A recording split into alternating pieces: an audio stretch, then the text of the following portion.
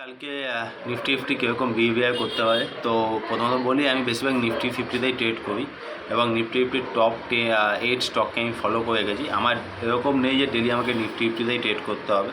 যদি আমি স্টকে কোনো ভালো অপরচুনিটি পাই, ভালো টার্গেট পাই বা ভালো রিস্ক পাই, তো দেন আমি স্টকেও ট্রেড করি। বাট যদি আমার ফান্ড থাকে 25,000, তো দেন আমি স্টকে 15,000 দিয়ে ট্রেড করবো আর 10,000 আমি নিফটি ফিফটির জন্য রাখবো। কারণ আমাকে নিফটি ফিফটিতে যেহেতু আমার কন্টিনিউ ফলো করতে করতে করতে করতে তো নিফটি ফিফটির একটা ভালো আমি ট্রেড আশা করি। কেন যে ডেলি আপনি যদি কোনো কিছুকেই বারবার করতে থাকেন তো ওই জিনিসটার প্রতি আপনার একটা আইডিয়া চলে আসবে যে মার্কেট কীরকম রেসপন্স করতে পারে বা ওই জিনিসটা কীরকম রেসপন্স করতে পারে। That's like a girlfriend. তো সেম, তো আমি যখন কন্টিনিউ নিফটি ফিফটিতে লাস্ট 7 মাস ধরে ট্রেড করছি এবং আমি সিঙ্গেল একটা ইন্ডিকেটারকে ফলো করি, সেটা হচ্ছে 5 EMA। আদারওয়াইজ আমি কোনো ইন্ডিকেটার দেখি না। আমি এখানে নিফটি ফিফটির চার্ট দেখি আর পাফে প্রিমিয়ামের চার্টটা দেখি। তো যখন আপনি নিফটি ফিফটি বা প্রিমিয়ামের চার্ট বা তার প্রিমিয়ামের চার্ট কন্টিনিউ ফলো করবেন, তো সেখান থেকে ভালো ডিটেলস পাওয়া যায়।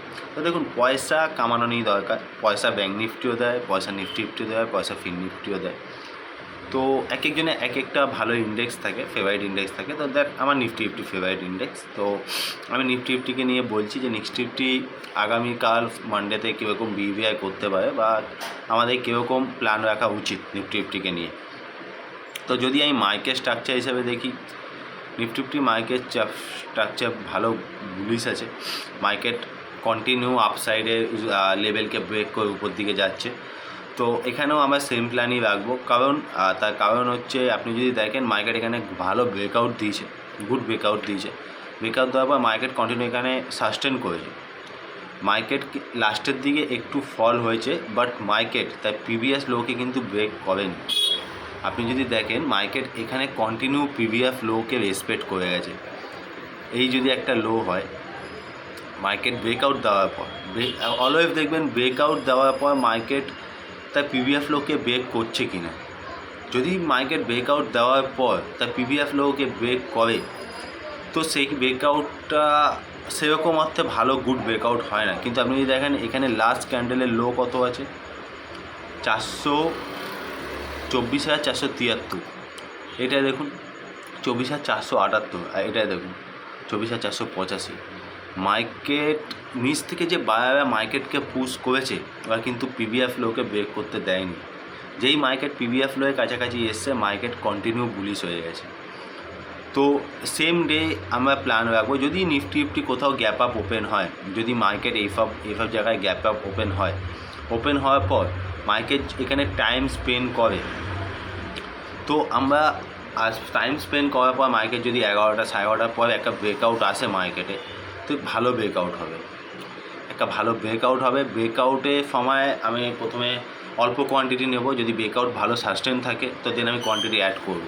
আর যদি ব্রেকআউটের সময় সঙ্গে সঙ্গে বাই করাটা ঠিক নয়।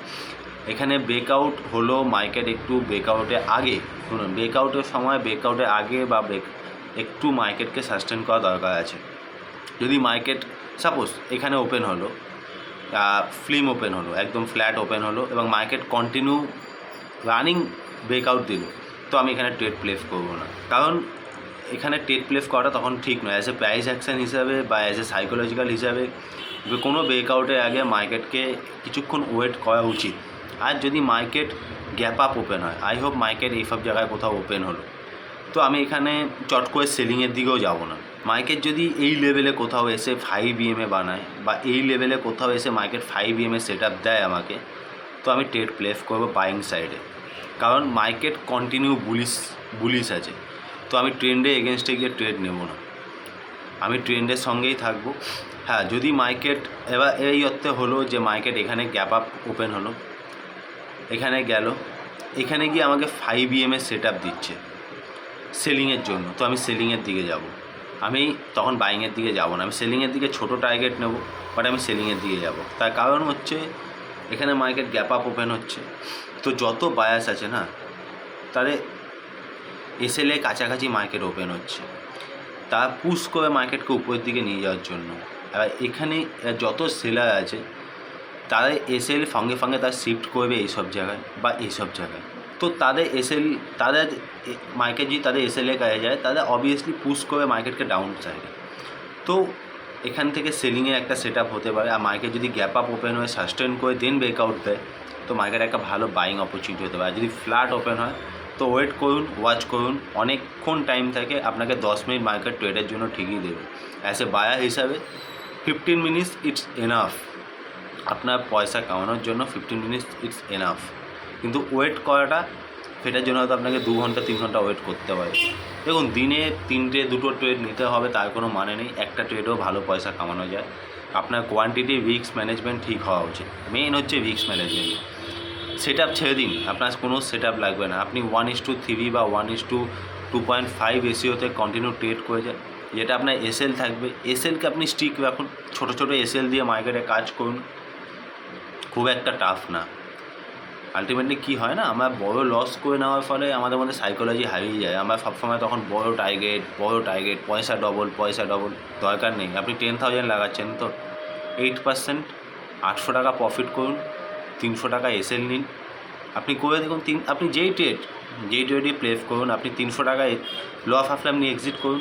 যখন মার্কেট প্রফিটে যাচ্ছে 500, 600, 700, ধরুন 500 থেকে 800 টাকা প্রফিট গেল। আই হোপ মার্কেট 500 থেকে 800 টাকায় প্রফিট গেল, না এসএল লাগানো নেই। আপনি এই বিহেভিয়ারটা রাখুন যে যখনই মার্কেট ওই 800 থেকে 600 আসবে আমি এক্সিট করব। দেখুন, আপনি পয়সা বানাবেন। এই মার্কেট পয়সা কামানো অত টাফ না যতটা ইউটিউব দেখিয়ে রেখেছে বা লোকে বলছে, সেবি বলছে। খুবই সরল, শুধু ডিসিপ্লিন হতে হবে। আপনার এসএল আসুন 300 এসএল, আপনি 10,000 টাকায় 300 টাকা 400 টাকা এসএল নিয়ে কাজ করুন। 2টো লট, 10,000 টাকা আপনি কাজ করছেন, 2টো লট 3টে লট, 2টো লট নিয়ে কাজ করুন। 2টো লটের 200, 250। আমার নিজের স্টপ লস 6 পয়েন্টের থাকে। অ্যাজ এ প্রিমিয়াম চার্টে আমার স্টপ লস, আমি 6 পয়েন্টের স্টপ লসে কাজ করি। 25x6, 6 থেকে 9 বা 10, ম্যাক্স টু ম্যাক্স 10, আমি 250 টাকাই ধরলাম। 2টো লটে আমার 500 টাকা এসএল যাচ্ছে। আমি টার্গেট নেবো 1200-1500 টাকা। তো আপনাকে মার্কেট দিক না, একদিন লস দিক, 2 দিন লস দিক, তার পরের দিন যখন আপনি প্রফিট করবেন বা আপনার পরের দিনই 2টো প্রফিটেবল ডে যায়, আপনার পুরো লস রিকভার। তো মার্কেটে অলওয়েজ ফলো রিস্ক ম্যানেজমেন্ট। আর মার্কেটকে ওয়েট করুন। অল টাইম ট্রেড নেওয়া, ট্রেড নিতে হবে, এটা কোনো বিহেভিয়ার নয়। মার্কেটকে ওয়াচ করুন, মার্কেটকে কন্টিনিউ 3 মাস ওয়াচ করুন। আপনি 3 মাস ট্রেড নিতে হবে না, শুধু 3 মাস মার্কেট দেখেন যে মার্কেটের বিহেভিয়ার, সাপোর্ট, রেজিস্ট্যান্স কোথা থেকে, মার্কেট গ্যাপ আপ হলে কীরকম রেসপন্স করছে, মার্কেট আপসাইড গেলে কীরকম রেসপন্স করছে, মার্কেট গ্যাপ ডাউন হলে কীরকম রেসপন্স করছে। তো এই বিহেভিয়ারগুলোকে দেখতে হবে। তো সিম্পল নিফটিতে এটাই প্ল্যান থাকবে আমার। মার্কেট যদি গ্যাপ আপ ওপেন হয়, এই সব জায়গায় ওপেন হয় 24,500, মার্কেট যদি এখানে হোল্ড করে দেন ব্রেকআউট দেয়, আমি বাইংয়ের দিকে যাব। মার্কেট যদি ফ্ল্যাট ওপেন হয় তো নিউট্রাল থাকবো। আর মার্কেট যদি গ্যাপ ডাউন ওপেন হয়, ও গ্যাপ ডাউন হওয়ার পর যদি এই লেভেলে 24,600 এখানে এসে যদি কোনো আমি 5 সেফ অ্যাট পাই, আমি ছোটো কোয়ান্টিটিতে ট্রেড করব এবং ছোটো টার্গেট রাখবো। কারণ আমি ট্রেন্ডে এগেনস্টে যাচ্ছি। ট্রেন্ড বুলিশ, ফুল মার্কেটের ট্রেন্ড বুলিশ, ব্যাঙ্ক নিফটি, ফিন নিফটি সবার ট্রেন্ড বুলিশ। তো এখানে মার্কেটকে ওয়েট করাই বেটার হবে। All the best. দেখা যাক মানডে এরকম বিহেভিয়ার করে মার্কেট। Thank you.